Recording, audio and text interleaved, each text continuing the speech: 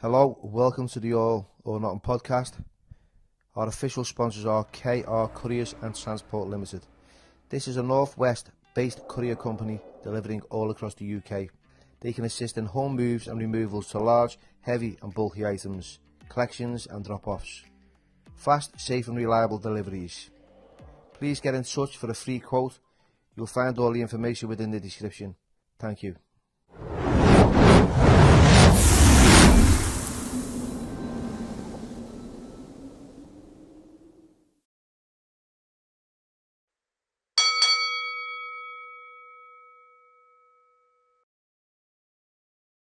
Hello everybody and welcome to the All or Nothing podcast with myself, Billy Moore. And today's special guest is Billie Clements, DJ. How are you, Billy? I'm good. I'm really good. How are you getting on? I'm good. I'm happy the sun's out today, so that puts me in a good mood.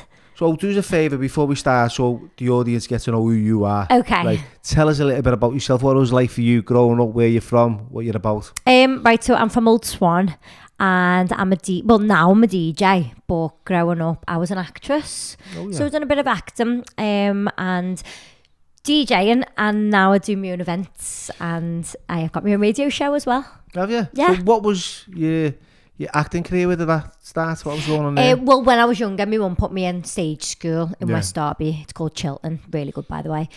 So I'd done that from when I was like 3 years of age, and then a role come up for Brookside when I was like 12.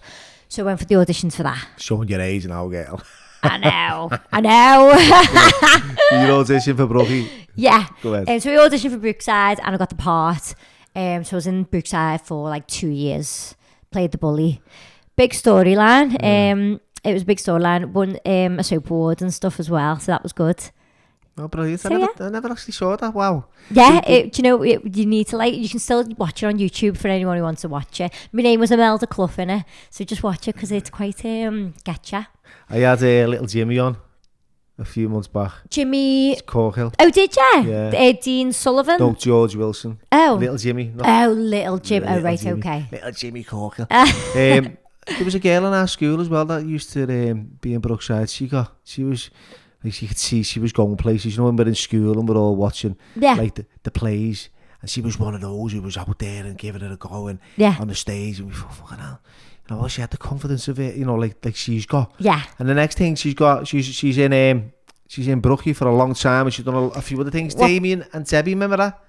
Damien and Debbie now. Yeah, what's her fucking name? I can't remember. What was her name? Do you not remember? Her name was Debbie, innit? And she was with Damien.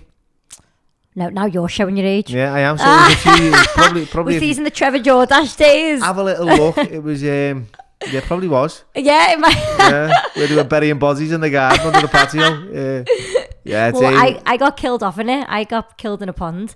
Did you? Yeah. So, how long did that last for? Because I wasn't too sure. It was 2 years.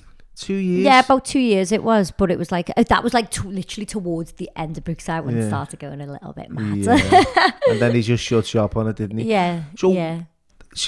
How did you feel about your acting career? Did you think you were going to pursue it any further, go to places or? No, I was never really bothered about that. I think at that point when you get to like 14, you're more interested in hanging around with your mates on the streets and stuff like that. So I was just a bit more interested in that then. Yeah. And then obviously you're more interested in going out as well. So this is where the DJing come about. Because my mum used to play like the music and stuff. Like my mum used to go to the 051, the Buzz and all that when she was younger. So she'd always have the music on. So I was aware of the music and stuff. And then I don't know what it was. I just always kind of like the music, and I don't know.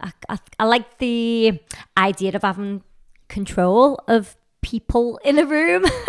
And that's what, when you're DJing, that's what you're doing. You're controlling everyone's night out really by playing the music. So you're just watching the crowd and like playing to the crowd, really. Yeah, of course. Like obviously when you're DJing, like you're looking around the room thinking, is this tune working? Yeah. Do these like this song? Do they not? I know them over there, they'll like this song what I'm going to play next. Because it's like, you know, when you're playing old school banger and everyone's up, and then you think, okay, so I'll back to back with a little bit of Alison Limerick, and then I'll go with a little bit of, you know, a little bit of Black Box, and then a little bit of technotronic, and then you'll go with that era. Yeah, And then you'll bring it into vibe. like Joel Corey, and that's what I know of course. anyway. That's my experience.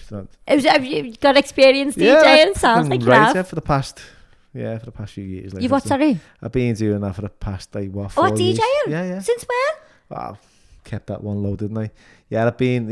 That's another story, but we'll talk about that later. Okay, that's interesting. So I like me music myself, similar. Yeah. Right. So you used to go out in that? Yeah. So I know, right, from like watching the crowd, I think, okay, so they're loving this one, they like this one. Yeah. Let's throw a little tune in there. Let's bring this one in, a little bit of shibble. Of course. The love I lost and all that. Anyway, we're going down that road. So we've got something we can identify there with Bill. You know what I mean? It's and I'm good on a mic as well. So. Yeah, you've got to keep the crowd happy. Yeah. Sometimes like it's a bit hard work. Like, well, do you know what? Some of them want to throw spanners in the works, don't they? Well, I'll tell you what, mate. Can you put a bit of Bohemian Rhapsody on, please? Right in the middle of a fucking banger. I've got like a remix of that, and it goes off. So I'll give you that if you want it. Oh, please do. Yeah. I will. It goes off. But you know what? I actually played in the Grand National on the weekend. Oh yeah. And I got this remix of the Whole of the Moon, the Water Boys, but it's a remix, and I thought this was gonna go off here because it always goes off in parties when you play it, and it just like it didn't die, but I just didn't get the reaction I wanted, and I was like, oh, quickly move on, change the song. I heard you, right? I came to like John's little thing in Who's? John Mays. Remember he done his little oh yeah, his part, was that his birthday party? No, well, done that one as well. You were there as well, weren't you? But it was also like the Olympia and the bangers you were bouncing there were fucking blowing everyone away. Everyone was up. I loved it. You know, it was a bit of it was that technotronic and a bit of everything else mixed in. So you know, and I've heard you know, even in the gym when I train. So it's nice to know and identify, you know, the artist. You know, the author of that music in a sense. Well, it's not really the author because I'm not making it. It's other people's songs, isn't it? It's other people's songs, but I'm putting it all together. Yeah. In a way where people are going, fucking hell, that's better than the original. Let's have it right. Yeah. You know what I mean? So, life being a DJ from acting, how did that step like evolve? Right, so I've lived abroad a lot, so it took me to other countries as well. So I got offered. So like I was doing it in Liverpool for a bit. Then I used to go and live in Ibiza in the summers. So they were mad summers. But like the biggest, probably the culture shock was when I first moved to Abu Dhabi. When I was 19, I got offered a job there, and I was like, yeah, I'll go. So what was the question again? Sorry, I've lost just how the step from like from acting into DJ. And how did that evolve? How did that take shape? Right, okay, wait there. So after acting, I was kind of still in school, and I started working on Concert Square, doing PRing, getting people into clubs and bars. I loved doing that. Free shots. Double shots. Buy one, get one free. Exactly. I would have done that for free. I loved that job. Really? Yeah. I was on Concert Square 7 nights a week. Like, I was the main PR on Concert Square. Loved it. But in the meantime, I was learning how to DJ. So then that got me on my contacts. So then when I could DJ, I was like, right, you know, I'm a DJ now. You're just going to let me DJ? And they were like, oh, no. No, carry on doing what you're doing because you're good at that. No one took me serious. That's what it was. Do you think it was because you were a female? Let's have it right. Do you think it was because maybe it's because of female, and yeah, possibly because there was no female really DJs at all then, really. Yeah, and there still isn't really. There's not that many. There's loads now. You think so? Oh, there's a lot more. Yeah, there's loads. Yeah, there is. There's loads. Have you put them on the map? Have you? Nah, I don't know. Maybe I've inspired a few. Yeah, well, that's good. I'd like to say that. Yeah, and I believe it's true. Yeah. So you had a few, like, you know, they were a bit reluctant in Concert Square to give you a DJ in placement. Yeah, there was. So I thought, right, okay, what can I do? I'm going to Ibiza. Because, you know, that's the main place for partying and DJs and music and stuff. So I moved to Ibiza when I was 18. I looked like a baby as well. When I look back on the photos, I was like, wow. Anyway, so I landed in Ibiza. I didn't know no one. Didn't have a clue what was going on there. But I got, there was, I've lost my trail of thought. Sorry. All right, it's okay. She's come back to it. there was like advertisements for DJ jobs. So I went for like a interview or like an audition kind of thing to DJ in a bar out there called Plastic. Have you been to Ibiza? No, I haven't. So Plastic's like the main like bar in Ibiza. So yeah, and I got the job. They give me a job. Was you shocked, like? You think, wow, fucking hell, I've landed this one? I was just happy. I was just made up. No, because it's just something that I wanted so much, and I was like, right, yes, finally. So you have to like, you know, for like to get a job like that, you have to like prove yourself. You got to get a tape. Well, you have to DJ for them. Yeah, and you're like, okay, Sean, what happened? Yeah, well, I mean, there was a load of different DJs DJing, so like you'd have an hour each to all DJ. Yeah, and then they think they'd dwindle it down, and then they'd do it again and do it again. So then I got given the job, which was like amazing for me. That was amazing. Because in Plastic, it wasn't just people from Liverpool coming over, it was people from London. Yeah. It just opened everything. Every door that's open for me come from there. Always nice. So your life then, as it's just blew up in a sense. Yeah, because like after that then, there was like a promoter from London who used to do like a big event called Pucker Up in London. Yeah, I heard that, yeah. And like, he liked me and he took a shine to me and was like, oh, do you want to come and DJ for Pucker Up? So next minute, and then Head Candy as well. So I'm DJing for all these other promoters from all different cities in Ibiza as well. Yeah. So it just, it was good for me, really, really good for me. Wow, did you think you'd ever get to that stage where you'd be doing stuff like this, like travelling the world, in a sense? Travelling? I don't know, I can't remember. Probably not. I don't know. I don't know. No. I can't remember. I was just always just doing what I was doing, if that makes sense. Did you ever, like, you know, I know like music and drink and drugs come and obviously it's hand in hand. Of course they do. See, I'm going back, look, let's have it right. I'm going back to when I first started going to the clubs. I was going to State. Yeah. Images, Fridays. No, I never actually got to the 051 or the Quad. I got kicked out the Quad. I went to the what's it called in fucking Aintree, I can't remember what. The Paradox. The Paradox, and got fucking chicken by the bouncer. Right? So I never went back there. But the State was probably one of the clubs that I hit on a regular basis every weekend. And I was on the Garys. I was on the Pink Echoes, that's what they were called. They were called. I didn't know what they were. Our kid, my cousin, went, they were like big chunky tablets. He said, have half of one of these. They're 25 quid back then, so they were a fortune. Split it in half, and you fucking danced. And you were dry, and you were drinking loads of water. They were charging you a fortune for a fucking can of Coke. So that was the lifestyle that I used to love the music. You know, I know what it's like to dance to music. I know what it's like to fucking listen to music when you're off your cake. Yeah. And you think, wow. Yeah. This is it enhances it more, doesn't it? This is absolutely incredible, you know. And I used to have fucking dungarees on and whistles and headbands. Like I was proper fucking going a proper cheesy quaver. Yeah, and it was like, because I'd see him fucking dancing and him wearing that bit of club, and I thought, I've got to fit in, I've got to wear this. Probably look like a proper double denim sausage. Whistle, all that bollocks. Anyway, did you have a ball though? I did. There you go. I had a ball, but it certainly went down a bit of a mad path as well with me. Yeah. With me mental health as well, you know, me thinking. Yeah. I suffered a little bit because I was only young. Yeah. I'm talking like 16, 17, 18. Oh, really? Yeah, I started that early, you know, 17, 18, 19, that era, the 80s, the late 80s, early 90s. Just when I was born. Yeah. Fucking showing my age as well here, Bill. You know what I mean? But yeah. But you know what? Would have loved to be around that era. Yeah, that was the decade.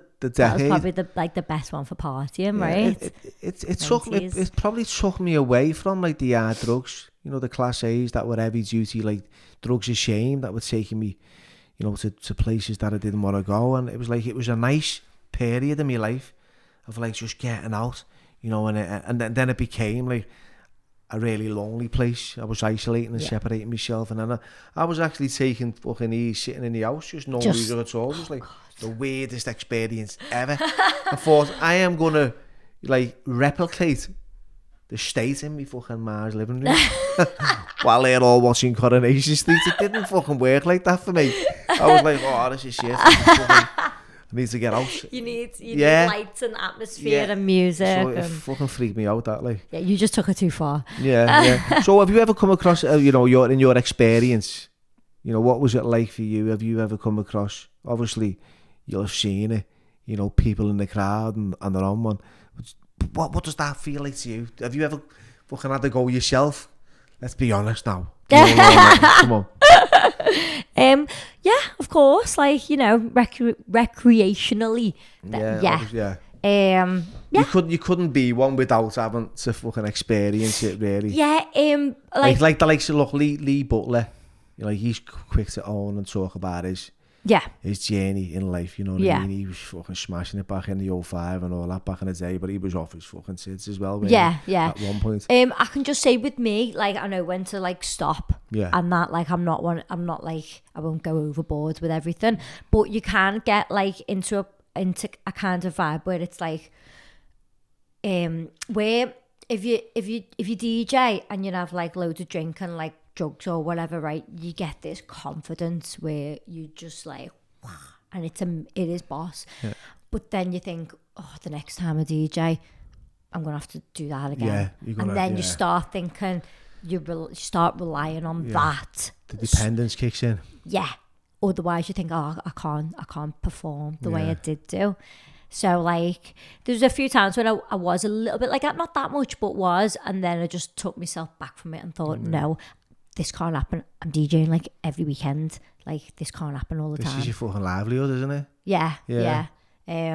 So you had the ability, which is good, to pull it back. Where, you know, for myself, because I loved them, right? I had no fucking stop button. There was no last orders. The party never ended. So for me to actually have a role in that, I couldn't have done that back in the day. You know, it wasn't. It was later on. I do it as a little bit of a hobby now. You know what I mean? I enjoy it. You know, a hobby. For me, it's recreational. Not using. I mean, DJing. Oh. I haven't used for years. Oh. I haven't fucking talked nothing. Oh, you mean DJing? Sorry. Yeah. So it's like, but I couldn't imagine myself being consistent, right? If it was at it the way I was, I'd have been. Fucking hell, I'd have been fucking in the crowd. Someone else can do it for me, you know what I mean? So yeah, it's good that you can do all that though, but enjoy yourself at the same time, know what I mean? No, definitely. Know what I mean? Yeah. I mean, I haven't drank myself for, I'm on 4.5 months now. Ah, yeah? Yeah. Oh, brilliant, well done. And is that because, was it bothering you or? So as you said though, like when I was younger, I could just go out all the time and party. But I'm 33 now. Yeah, I'm 33 now. So as I've noticed, like the last few years, your recovery's slower. The recovery's slower, and the come downs are more down. Yeah. That and it just kills your creativity and what's the word? Productivity? Is that right? I don't know. Yeah. You're trying to be productive and it just like kills you. Like it curbs your enthusiasm, doesn't it? Just everything. Yeah, so it's all a lot of stuff. I was getting more anxious after like a night out and stuff. So like I was feeling really like down after the night out in December, and I went, right, I've had enough. I'm not doing this now. See, it's sad that, and it's true. It's a good point, because a lot of, you know, the people who watch my podcast have had experiences, you know, where they've been in addiction, or they've had sort of down moments because of the added kind of substance of something or other, and it's affected them. You know what I mean? Where it's sucked them to a fucking dark hole, right? And I know, like, from experience, when you've got that anxiety and that fear, and it's not the same no more, and you know, you find that it's difficult to concentrate and deliver what you need to deliver. Yeah. It affects your whole life.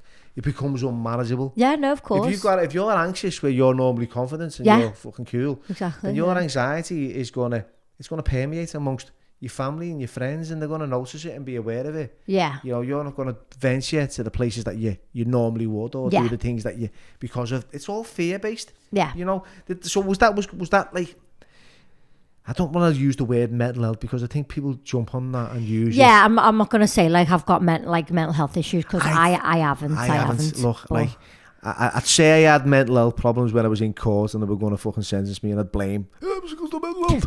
You know, hoping that the judges go, oh, poor fucking Billy and his mental health. Tell you what, Bill. Yeah, go on. Because you're fucking suffering with I'd take a year off that sentence. Poor Bill. So I'd fucking manipulate the system, and they just buzz off you, because they just think, fuck off with the mental health card, I'm not interested. So I won't use that. No. Right? I don't take antidepressants, you know what I mean? I think, for me, it's living life on life terms, and it's fucking, we're blessed with a few short decades, and we don't need to fucking like live in that heavy duty fucking anxiety and fear, right? So we get out of it. Yeah. You know, and the only way of getting out of it is doing things and keep yourself busy. Yeah. You know, so how was that affecting you when you were coming down on the anxiety? Where was it taking you? Well, I had loads of stuff to do, and I won't answer my phone. I wouldn't post. You never answered your phone for fucking 2 years to me, girl. This is 2 years ago I asked her. Well, just got back to me. I get anxious about coming on podcasts as well. Yeah, I can understand that. Yeah, definitely. And I think as well, at the time as well, I'd done loads as well, and then I had a big break from them. So here I am. But anyway, what was your thought about then? So we talking about answering the phone. Don't want to go to the gym. Like, I love going to the gym. Do you know what I mean? Just loads of things really. You're just not productive, are you? And you haven't got goals. I think they just go out the window. Yeah, just your confidence, your self-esteem, the lot. You're hitting rock bottom. No, you know, 100%. Going to the gym, right? If I stop going to the gym and I go on a regular basis. Yeah, I always used to see it at the gym, didn't I? Yeah, and if I stop going, then I start I wouldn't say I start like overthinking, think I'm getting fat, you know. Then I'll get a little bit complacent in my lifestyle now. You know what I mean? I'll stay in a little bit. I won't go tonight. I won't go today. I'll go tomorrow, and then tomorrow never comes, and then it's next week, and then fuck it. And then you're in the rut. And then I'm in the fridge, and then I'm in the cupboard. You know what I mean? And the pounds are piling on.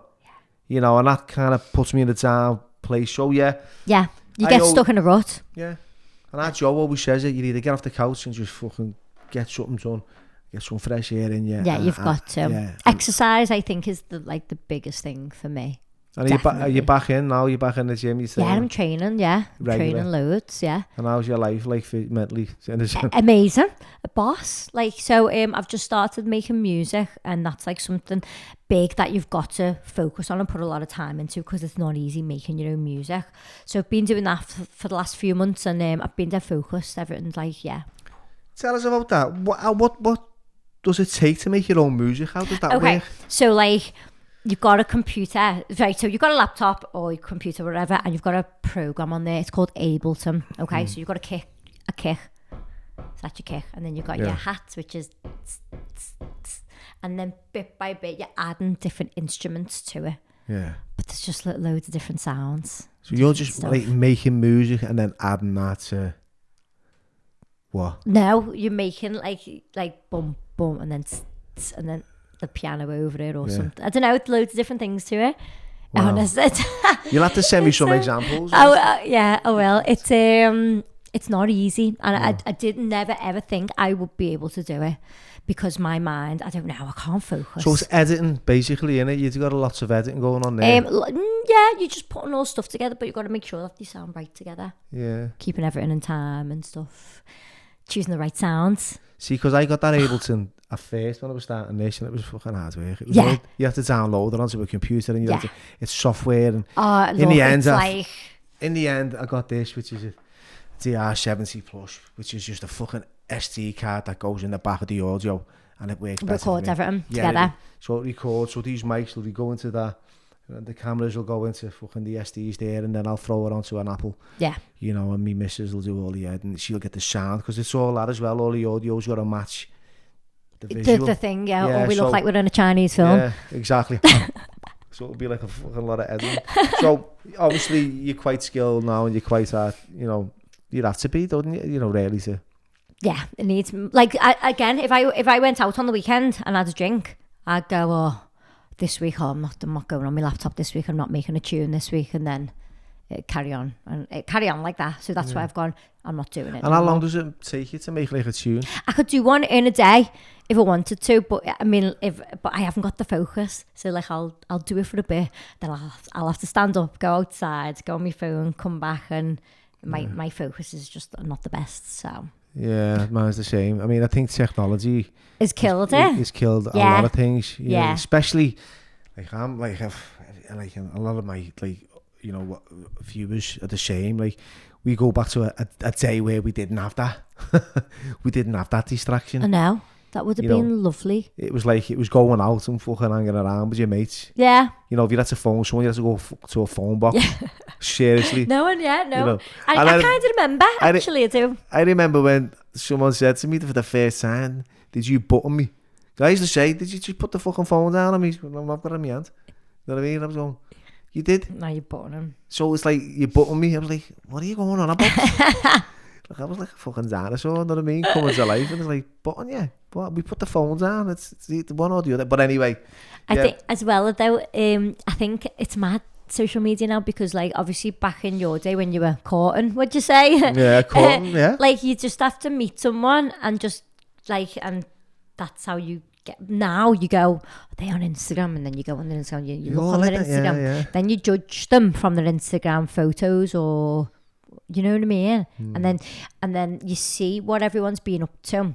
So you just know what they've been up to. So when you see them, you don't even bother asking them, oh, what have you been up to? Because you've already seen what they've been doing. Just killed the art of conversation, do you think? And the filters. And the filters. Yeah. not the real me's and all that, you know what I mean? I swear. It's like, do you use them, Bill?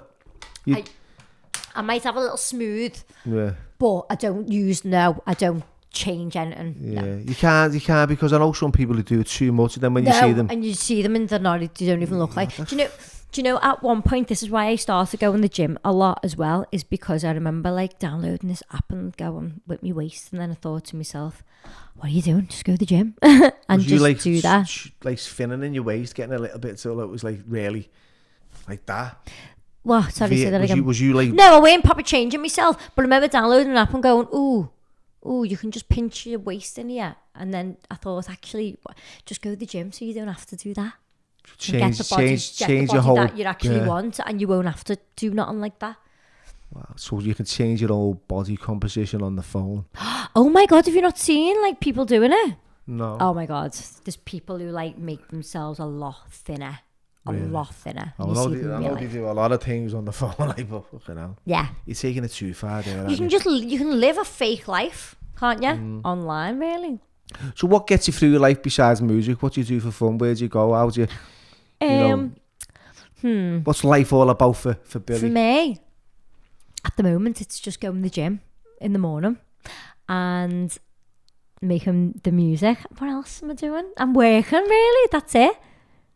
So what's your training regime? Where are you training now? I'm training in the lab. It's in town on Dale Street, and he's doing weight training with me.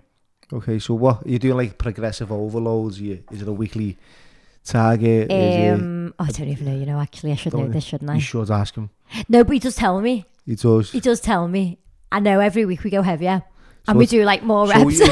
So what you're doing... You'll be watching this thinking, I tell you this every week. Joe. His boss. Is it a progressive overload, Joe? I'm not too sure now with Billie's. It's we increase the weight, and so what I do, right? I'm the same. I do like a progressive overload every week. I just do what I'm told to do. Are you on a calorie deficit as well? No, I just eat well anyway, though. Oh, do you? Yeah. So you just train, and you just do the other thing for yourself. Yeah. Okay, so that's good. Anyway, so you've got that going on, so you feel good about yourself. Yeah. I was going to say I've got my radio show as well that I do. Where's that? Was that Demand? That's In Demand, yeah. That's Lee Butler's radio station. So we do that every Friday. So what is it that you do on there? I've got my own like dance music show Friday night, 8 till 10. Tune it. And do you do that in a studio there? Yeah. Yeah. So we play music and we talk. Perfect job. It's a bit of acting and a bit of like DJing at the same time. It's all just merged Have you got a co-host? No, why do you want to come on? No, but is that what you do? I'll come on. Yeah. Yeah. I'll have to come on. I have guests come in and pick some songs, and then I say like, talk about your song. Why do you want this song on? So tell us what your favourite songs then. What would you like to play? Oh my God. It's just, right, this varies a lot because every day I'm in a different mood. Yeah. So like some days I'm listening to George Michael, some days I'm listening to Jamiroquai, some days I'm listening to heavy EDM stuff like David Guetta, stuff like that. Other days I'm listening to old school. It's always different. That brings something back. You know what I mean? Love Jamiroquai. Yeah, what happened to him? He's still going. He used to always be like with his big hats and the Lamborghinis, weren't he? Yeah. I don't know. I remember the big hats. The big hats, and he always had a Lamborghini or a fucking Ferrari. It was one of the two. Oh yeah. Yeah. He was a big player back in the 90s, weren't he? He had loads. All the songs were amazing. What was the one here? Amazing. Space Cowboy, Little L. Sunny Days in June. There's loads. It's mad, that, isn't it? Oh, you like all that? I love 80s. Yeah. I don't know why, because I was born in 89. I love like Tears for Fears. They're one of my favourite bands. I don't know why. Weird, isn't it? No. Everybody Wants to Rule the World is probably one of my favourite songs. What about Frankie Goes to Hollywood? Yeah, relax. Yeah. Don't do. Or When Two Tribes Go to. What's that one? What was that other one? Blue Chinos? Americano? That was it. Which? Americano. You never heard that one? Maybe if I heard it. Americanos. Americano. Blue jeans and chinos. I don't know that one. Look, Don't. I'll be doing a fucking dance. I'll have to send him a message and ask him. He's alright then. Yeah, so you know, it's nice to like just have you on and talk, just a bit of just chatting about things. Yeah, because I know yeah. these are not like podcasts where it's all about the guest. It's all about the conversation as well. No, well, to be honest, I'm enjoying the conversation. It's good. It's about we can identify. Okay, we're from different eras. I'm the 70s, you're the 80s. You know what I mean? So, but I lived in the 80s, so I know what it was like. Yeah, you know, of course. I grew up watching Brookside. I thought it was fucking great. It was, you know, it was a bit like far-fetched, but just for one close. You know what I mean? But it was. And the fact that I'm sitting here with a Brookside celeb, wow, it's incredible. I'm just surprised you never like continued or pursued that career. I know you enjoyed. I think with acting though, like it's just you've got to. I think a big thing with the Scouse accent as well. Maybe It is. you have to like maybe lose it, which is fine. I mean, I don't. You know, I can lose it if I wanted to. I think You can you can get started. I remember, right, and I've always said this, right, because like Stephen Graham, I know him well, right. So Stephen lived above our Kathleen and Kirby and Maple Towers. Yeah. Him and his ma, they lived above our Stephen, and I used to go to our Kathleen's every fucking other fucking week, and that's when I started getting on the ease, because our Stephen and Terry were a little bit older, and they'd take us to town, we'd get in the States, and we remember seeing like Dutchie, that was Stephen Graham's nickname, Dutchie. He used to come down, right, in the lift with this man bag, right, all smart, pair of shoes on, and we'd all be fucking scallies. yeah, Get on him, fucking sausage. taking the piss. Yeah, where are you going, lads? With your fucking man bag and take the piss out of him, right? Oh, right. Look how far he's got, right? This is Yeah. where he is now. He's a fucking millionaire. He's very successful in Yeah. his life, and I've met him a few times recently as well. He's but like the likes of Jodie Comer. Jodie Comer. That's who you remind me of. To be fair, I think you could have Yeah. portrayed a few roles like her. Yeah. So, like sometimes, like when I think, oh yeah, I could do that. I could have done that. You could. I Is she a little bit older than you as well? I'm not too sure actually. I don't know, but maybe she is. Yeah. Someone said there's a Scouser going on Corrie soon, as well. Is he? I think I overheard someone on the radio saying the other day, Scouse girl on Corrie, and I was thinking, that could have been me. So maybe I might get back into my acting. So, do you think you're gonna your career how far or how what's the time? With me DJing? Yeah. Well, so I am a DJ. Like it's not what I do. It's me. I'm a DJ basically. So I will always be a DJ no matter what. I'll always do it. And I'm making music now because that's what'll progression more. Yeah. Because I feel like I've done not everything, but I've done loads of stuff. I've done festivals and Creamfields. I've done loads. So when you make your own music, that's the thing that brings you more places. Who's what DJs have like done that? Like most of them though. Like David Guetta. Like David Guetta, Calvin Harris. Joel Corrie, yeah. It's like if you want to be big now, because everyone can DJ. Everyone can just play other people's songs. It's all virtual DJ now, isn't it? It's all fucking plug and play. We can do that. Yeah, of course. You know what I mean, everyone's out to the mix, yeah, let's go to get it on. And yeah. You know, so when that's what like people want now. People want like a song. Have you got a song? No. All right, we're not interested. So have you got, how many songs have you got now? I've got 2 remixes, and I'm just trying to work with. I'm just trying to find my feet, like with it. I've only been doing it for 4 months, so be patient with me. But your motivation's back in it. You've got your mojo. Yeah. Oh yeah, 100%. That's what I'm saying. So Yeah. now that you've got that, I am at the moment. I've got this energy about me where I'm not stopping. yeah, but you're quite popular with the young kids as well. Yeah. You know, which is important. You know what I mean? There's a few young Scousers now, and like what's his name, Ryan Stillgang. Have you ever heard of him? Oh yeah. He's quite motivated. Yeah, and he's doing good though, isn't he? Yeah, Like, enthusiastic about life. He's positive, and exactly. he's a good role model for the kids. And I've met him. I'm going to get him on. He's a positive role model for the young kids today.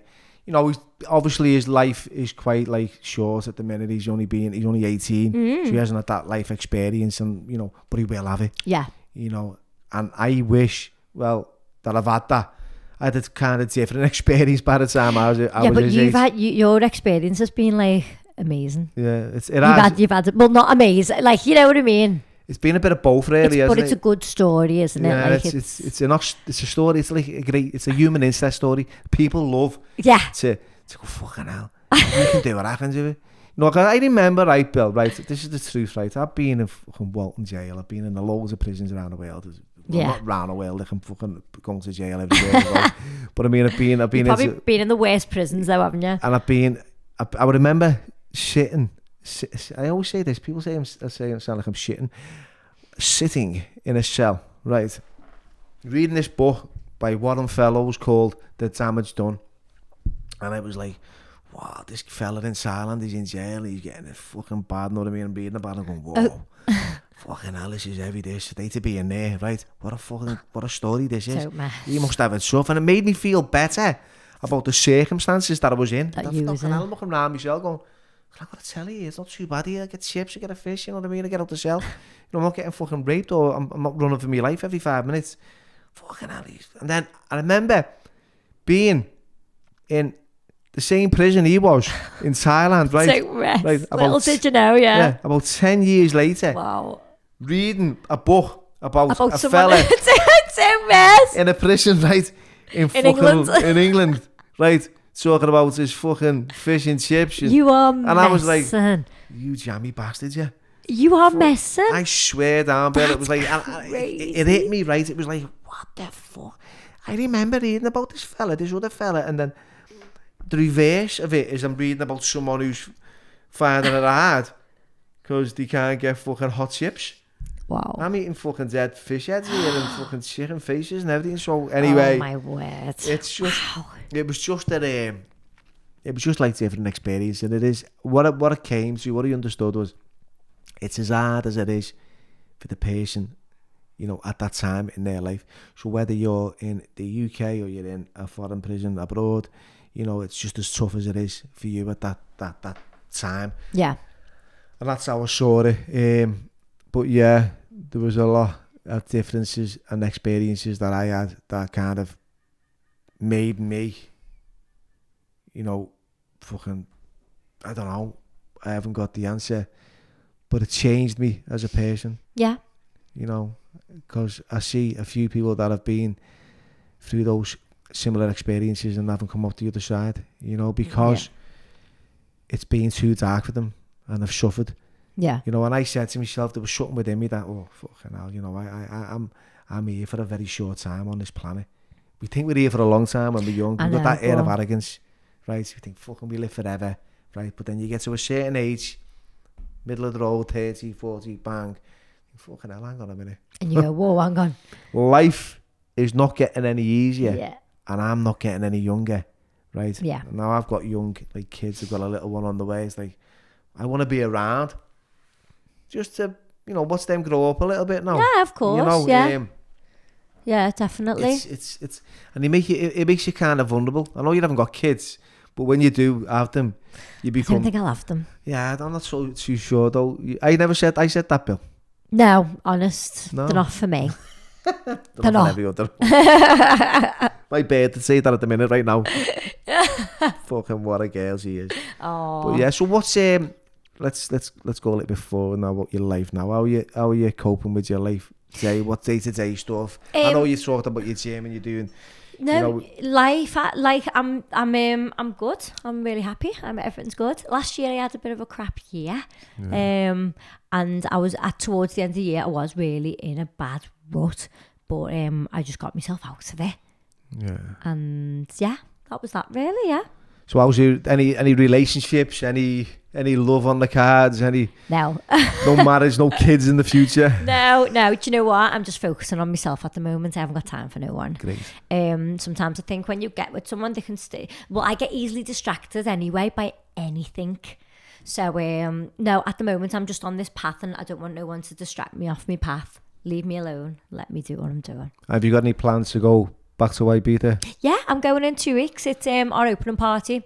So I've got an event since Sundays. So we've been doing that for, this is the 12th year now. Oh my God. It sounds mad that I'm saying 12 years. 12th year in Ibiza. So we do it every month. May, June, July, August, September. And May is the first one, opening party. So we've got that in 2 weeks. That's why I've been smashing the gym. And how long did you stay out there for? Oh, literally like 3-4 days max now. Wow. Then back home? Come home and then, yeah, 'cause I've got other stuff going on. And then I'll just fly over. I can't do that. I can't live out there for the summer. I don't know how we used to do it. But we used to do it. Oh, of course. I used to do it, when you're young and that, It used to be like, I remember when we first moved out there was like 5 of us living in like a 1-bedroom apartment. just loving it. Yeah, it was hysterical. Yeah. Robbing like all food from the shops and that. Scouse power. I know, but it was funny at the time. It was just normal. So yeah.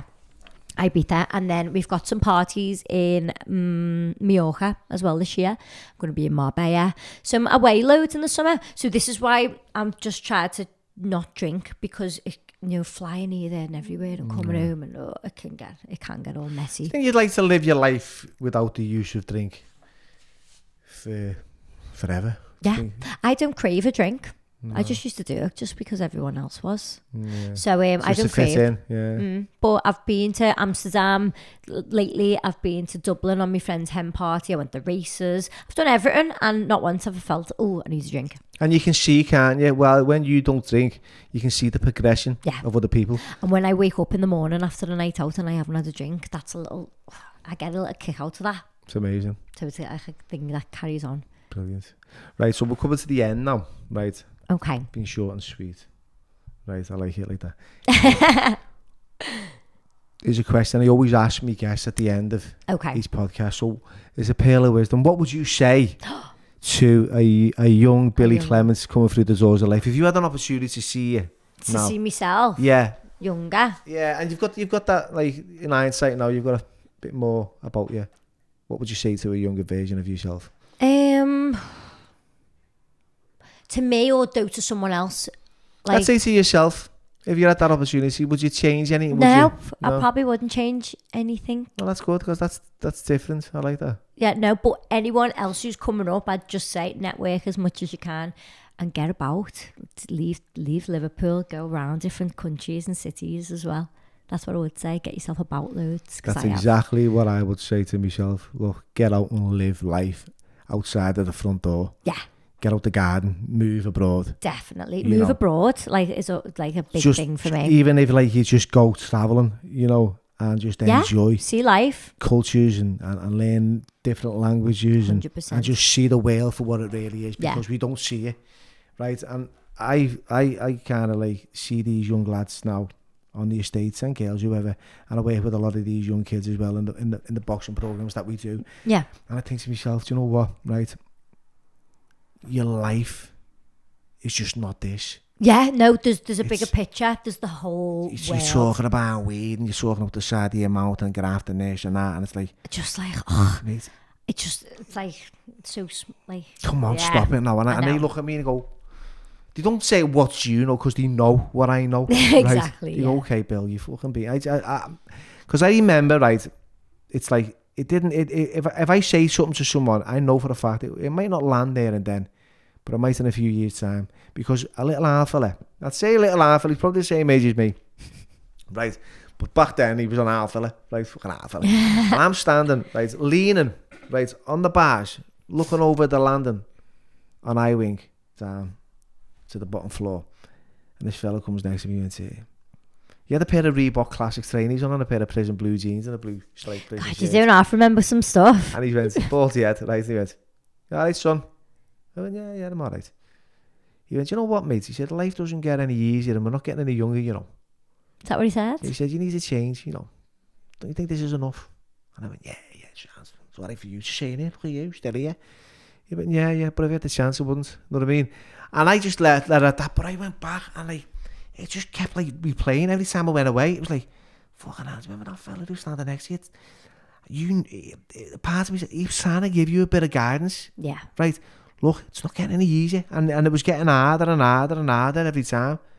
I thought, fucking hell, he was right. Yeah. You know what I mean? I'm not getting any younger either. Looking in the mirror and getting a few wrinkles there, a few grey hairs there. I thought, whoa, he's fucking right. And that's what, I like what you said there, exactly what I'd say to the young kids, right?